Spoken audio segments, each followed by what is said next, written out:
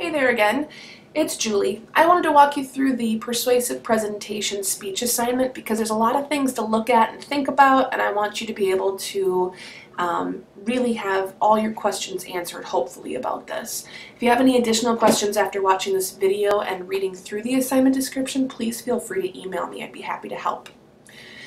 So the persuasive presentation is going to be a 200-point assignment. On the right-hand side of the assignment sheet here, you'll be able to see how all those points are going to be broken down. So if you have questions about how much something is worth, this is where you'll look. This will be a 5 to 7 minute speech, and you're going to be choosing a topic from a list of topics I've made available. You'll see this list of topics is up on Angel, and you'll be able to see that it looks very similar to this, if not exactly like this. Under each topic, you'll notice that each one is numbered, and it has a website you can go to, as well as a short description of what that organization does. So as you're looking through this list, try and find something that has some kind of meaning for you, because that's going to be a better persuasive speech overall. And then these websites are going to be places where you'll be able to go to start finding some information about your organization. I also listed down here towards the bottom a place where you can go to get some additional resources. This is the Family Connection of Gordon County, so if you're looking for statistics about children, families, or the communities of Gordon County specifically, you may be able to find something there. You may also be able to find something about that for Floyd County if you're in the Rome area. So this is a good place to start doing some of your research, but isn't necessarily a place where you'll do all of your research. However, you do need to choose one of these topics, and I believe that the topic needs to be chosen by January 21st. You'll do that in the discussion section of Angel. So you'll see that there's a discussion there, and only one person from each class can use each topic. So if somebody else has already signed up for the Relay for Life, you're not going to be able to sign up for the Relay for Life. Okay, so that's how that's going to work. Alright, so that's the topic that you'll need to choose. In terms of the organization pattern, you're going to need to either use Monroe's motivated sequence or the problem solution methods or patterns. Those are talked about in one of the lectures, so you'll want to take a look at that. You will need to create an outline, and you'll need to bring that to class with you on the day that you speak so that I can follow along with your speech. If you don't bring it to class with you, you're not going to be able to get any points for it. If you submit it online, you're not going to get points for it.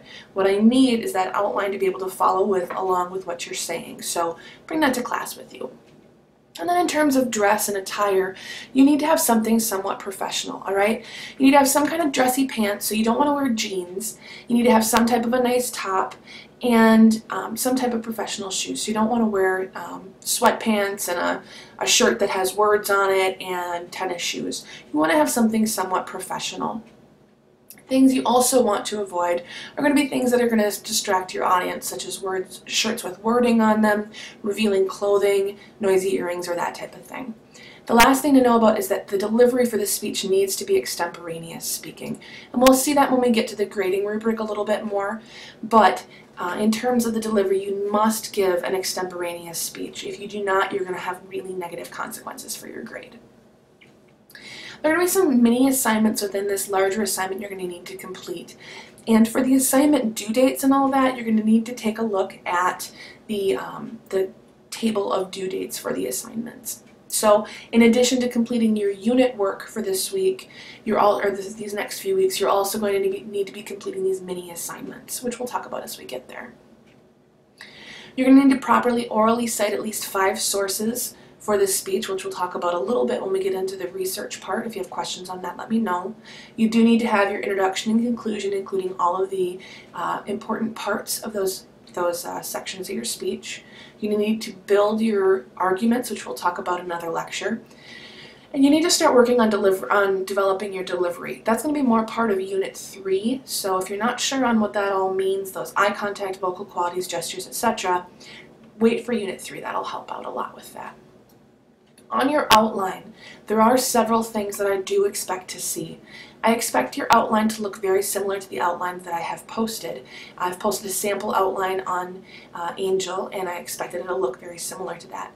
If you're missing parts of your outline, you're going to lose points, just plain and simple. If you have questions on different parts of what your outline needs to include, please let me know. Also, You will need to speak on your assigned due date. There will not be changing for due dates on your speeches, or you can't flip with somebody else or anything like that, because in real life, a lot of times you're just told which day you need to be ready. And in actuality, if you have an extra 2 days to finish your speech, in reality, are you going to really use those speech days any better? Don't procrastinate with this. There are a lot of things you need to get done with this, and this is the biggest speech of the semester. Decided to put this at the beginning because that'll make it a little bit easier later on in the semester if you've got some other hard classes. So hopefully this will help with that. Make sure that you are ready to speak on your assigned due date. If you do not speak on your assigned due date, you will drop your final speech grade by 2 letter grades. I take this very seriously. You need to be ready when you're supposed to be. There are some smaller assignments you're going to need to complete throughout the course of this persuasive assignment. The first is you're going to need to complete a pre-speech peer evaluation and then a speech day peer evaluation. Your pre-speech peer evaluation is going to be very simple, and basically what you're going to do is you're going to need to bring in a rough draft of your persuasive speech. That's going to take place on, on February 13th in class. That will be a day that you will need to be in class. You will need to have a rough draft of your speech, and you'll be partnered with someone else. And basically you're going to talk through the rough draft that you have, and they're going to talk through their rough draft, and you're going to offer each other feedback.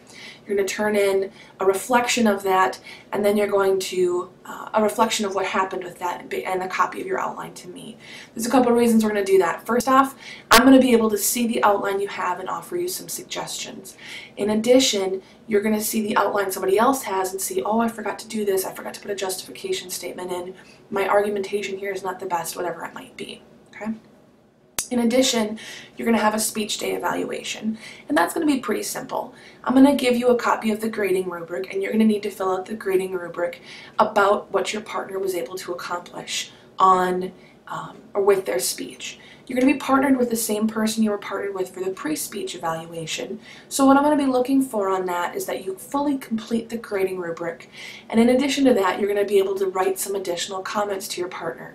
And specifically, I'd like to see, for a full A on that, I'd like to see you offer some comments that show me that you were able to see some improvement or not see improvement based on the pre-speech peer evaluation. So basically, I just want to see that that person has either grown or hasn't grown.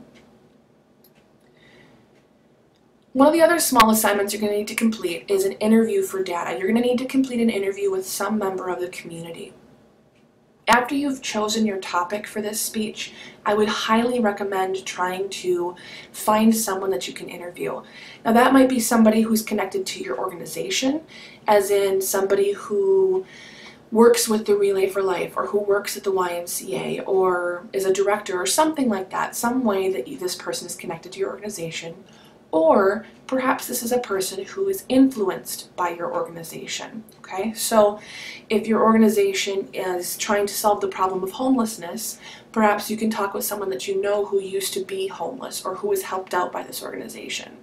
You're going to need to tell us at some point the name of the person that you interviewed, unless this person prefers to remain anonymous. And depending on the type of topic that you're talking about, you may encounter people who would prefer to remain anonymous, but will still give you good information, and that's fine. This interview will be able to count as one of the 5 sources you'll need for your organization. And after your interview, you're going to need to create some type of a report about the interview that you completed. If you go to your textbook, you're going to want to review pages 118 through 120 to learn how to do that interview, and if you have questions about that, let me know. And then afterwards, you're going to need to complete that report, and that report will be due on February 20th to an Angel Dropbox. One of the other things you're going to need to complete is an audience analysis questionnaire. Now, I know there's a lot of stuff going into this first speech, but basically once you get done with this first speech, you're just going to be able to work on continuing to develop your ability to organize information and to deliver that information in a clear way. So we got to get some of this stuff out of the way so that we can kind of work on continuing to develop your abilities later on. So I apologize for this front-loading stuff, but again, it'll make it better. So one of the other little mini assignments you need to complete is a set of audience analysis questionnaires. One will need to be completed before your speech and one will need to be completed after. So your pre-speech audience analysis questionnaire, you're going to be completing or creating a digital questionnaire through Google Docs, and you're going to be sending it out to your classmates. There are some links online as to how you can create a Google Docs form, which is what we're going to be using to create these survey questionnaires. Then your classmates are going to respond to your survey, and you're going to respond to your classmates' surveys. You're going to be expected to respond to 6 of your classmates' surveys. Okay? Basically what that does is that says, yes, in fact, I have done this, and other people, I'm going to be able to get some responses, and they're going to have responses as well. So there'll be a discussion board that'll be posted on Angel. You're going to post the link to your survey, and then when you take somebody else's survey, you're going to post in the discussion saying took it or taken it or something like that. That means that once somebody else's survey already has 6 responses, you're not going to want to take that survey. You're going to want to take somebody else's to make sure everybody has some question data or some data from their surveys. Okay? You're going to want to use a combination of qualitative and quantitative questions, which are described up here towards the top of this section.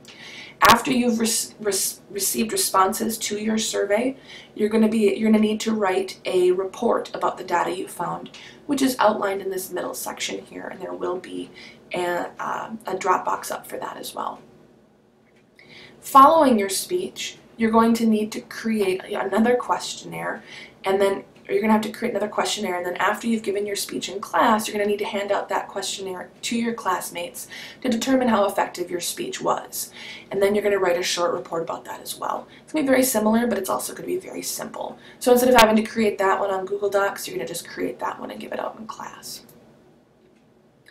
One of the other things you're going to need to complete, and this will be more standard for your other types of speeches you'll give in this class, is you're going to need to create some preparation, or you're going to complete some preparation work classes, or questions rather. These questions are very simple, and basically these are supposed to help you create your outline and create your plan for this speech. So as you're going through and you're trying to plan out what's my thesis statement going to be, when you complete your preparation work questions, write your thesis statement, and then put it directly into your organization or into your outline. When you're planning out what speech pattern you've chosen, put that directly into your outline. When you are justifying your speech pattern, put that directly into your outline. So after you've completed this, hopefully that will help you have a plan for how you're planning on completing the rest of your assignment. And then finally, if you have questions about when any of these small assignments are due, you'll be able to find them right here in this assignment due dates table. You'll also see where you should be submitting certain assignments.